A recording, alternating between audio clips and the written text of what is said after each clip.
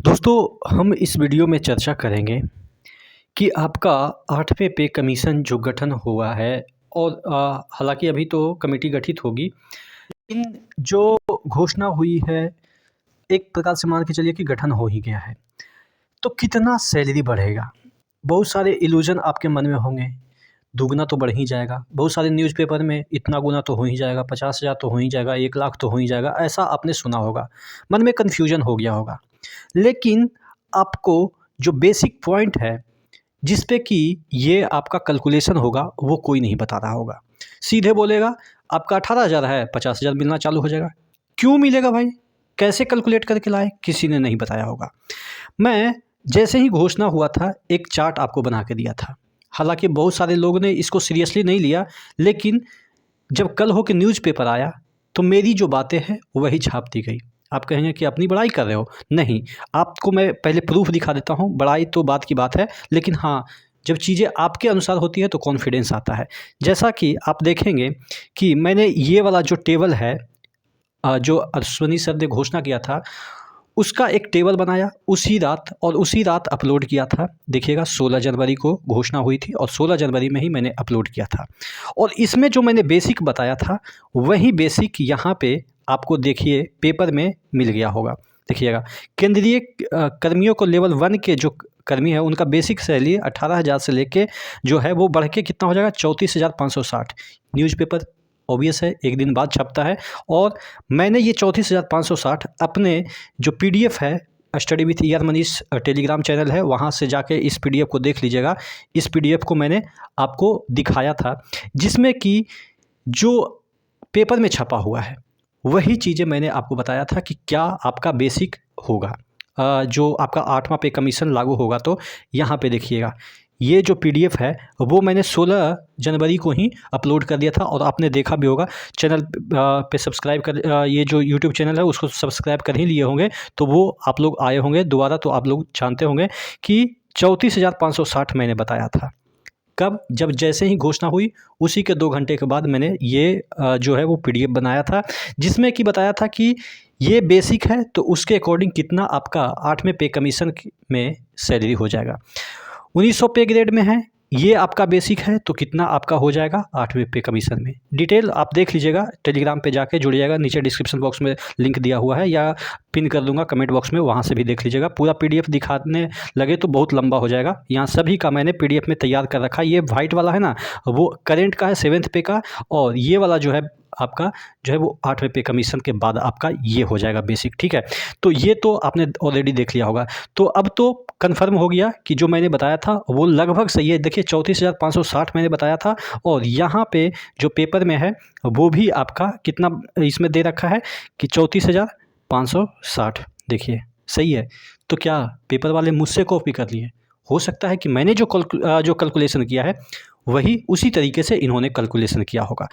अब ये है हिंदुस्तान पेपर। चलिए ये तो बात की बात है, ये ऑथेंटिसिटी के लिए मैं बता रहा हूँ कि जो मैं बता रहा हूँ उसके पीछे मैं लॉजिक दूंगा कि क्यों मैं ऐसे कैलकुलेशन किया। और जो बोल रहे हैं फिटमेंट फैक्टर 2.57 से आएगा, 2.84 आएगा, वो क्यों नहीं आएगा वो भी मैं इस वीडियो में चर्चा करने वाला हूँ। चैनल को सब्सक्राइब कर लीजिएगा।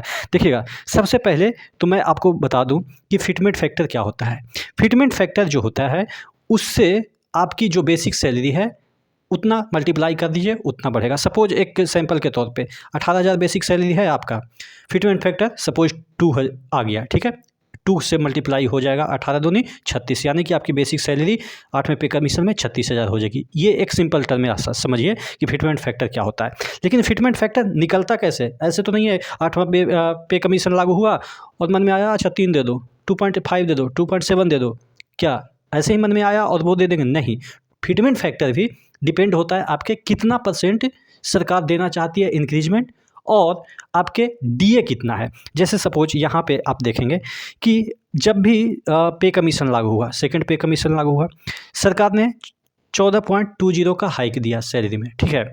उसके बाद ये करंट सैलरी की बात कर रहे हैं, उस समय की करंट सैलरी में 14.20 की हाइक दिया, ठीक है। थर्ड पे कमीशन लागू हुआ तो उसमें 20.60 हाइक दिया। उसी तरीके से 7th पे कमीशन जब लागू हुआ था तो 14.27 50% का हाइक दिया था।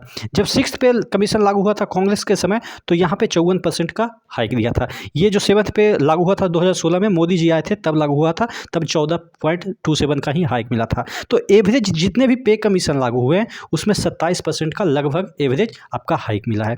इस बार उम्मीद है कि जो आपका है वो 19% का हाइक मिलेगा, ठीक है। और उस समय तक जब लागू होगा ये 8th पे कमीशन, उस समय तक आपके जो डीए है अभी तो 53 है, हालांकि जनवरी से 56 हो ही गए हैं, बस घोषणा करना बाकी है। 56 है, मान के चलिए अभी 56 चालू है, हालांकि मिल तो रहा है 53 ही, लेकिन 56 आप मान के चलिए। 61 तक होने की उम्मीद है। 61 डीए हो जाएगा और 19 आपके हाइक मिलेंगे, जैसा कि 14 पॉइंट समथिंग मिला था पिछली बार, तो इस बार 19 की बात चल रही है।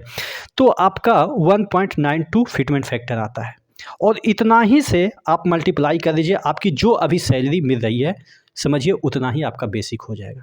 सपोज किसी का 18,000 बेसिक सैलरी है, तो उसको 1.92 से मल्टीप्लाई कीजिएगा, तो जो भी आएगा, अभी मैंने बताया ही कितना आ रहा था यहाँ पे 18,000 का 34,560, तो ये आपका जो है वो बेसिक हो जाएगा। आपका जो भी बेसिक हो, सपोज किसी का 19,900 जो भी हो, उसको 1.92 से मल्टीप्लाई कीजिए, वही आपका बेसिक हो जाएगा। अच्छा, आप कहेंगे कि 1.92 नहीं आएगा, कितना आएगा? 2.64 आएगा फिटमेंट फैक्टर। तो देखिए मांग तो बहुत किया जा रहा है, आपको मैं यहाँ पे दिखा देता हूँ, देखिएगा यहाँ पे मैं आपको दिखा देता हूँ।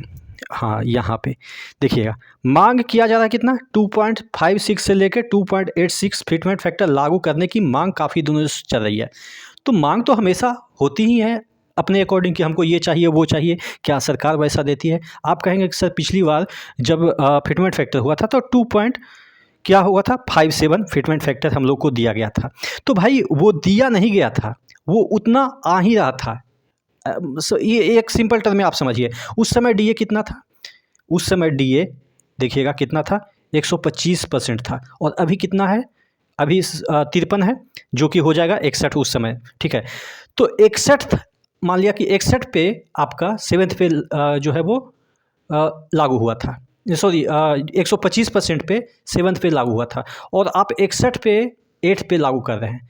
तो अंतर आप समझ रहे हैं, दुगना डीए उस समय था, दुगना डीए था, इसीलिए तो आपका 7,000 से लेके ये आपका जो बेसिक हो गया 18,000। तो आप कहेंगे कि 7,000 था और उसमें 2.57 से मल्टीप्लाई करते हैं तो 18,000 आता है।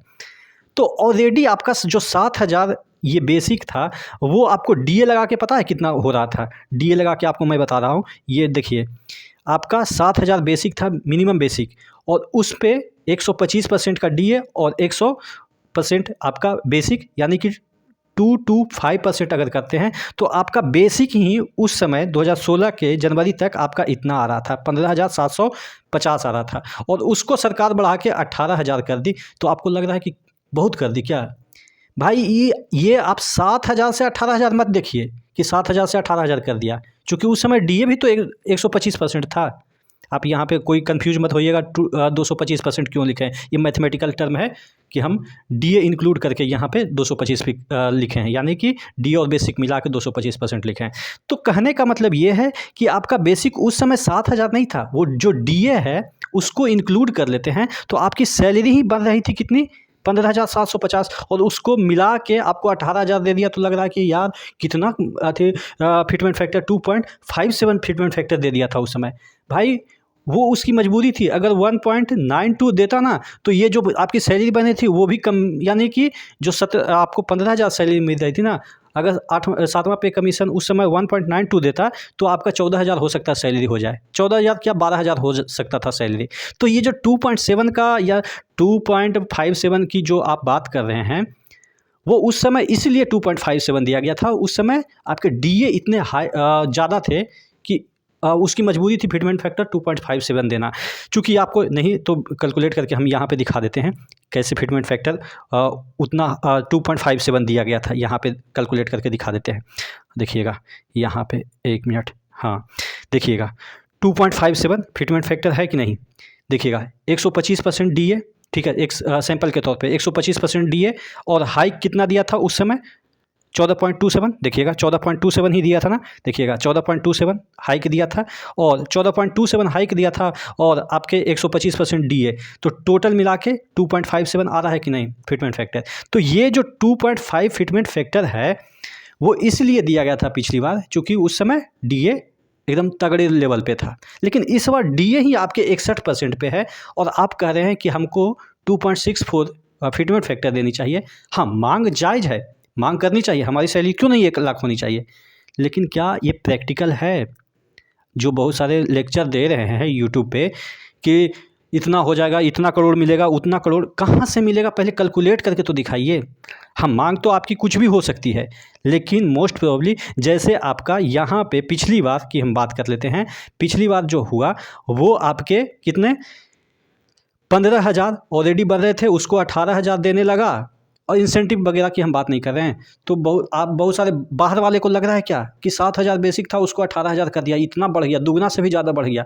भाई वो दुगना से ज़्यादा नहीं बढ़ा है, वो मात्र 2-3 हज़ार बढ़े हैं। जो एक्चुअल एम्प्लॉई होंगे ना इस बात को समझते होंगे, अभी नए नए एम्प्लॉई होंगे जो इस बात को नहीं समझ पा रहे होंगे, लेकिन जो अच्छे खासे जॉब कर लिए होंगे यानी कि 4-5 साल सर्विस में या पिछला जो पे कमीशन उन्होंने देखा होगा, वो खुद माथा पकड़ के रो रहे थे भाई कि यार कांग्रेस में तो इतना इतना % हाइक मिलता था, ये तो लूट लिया।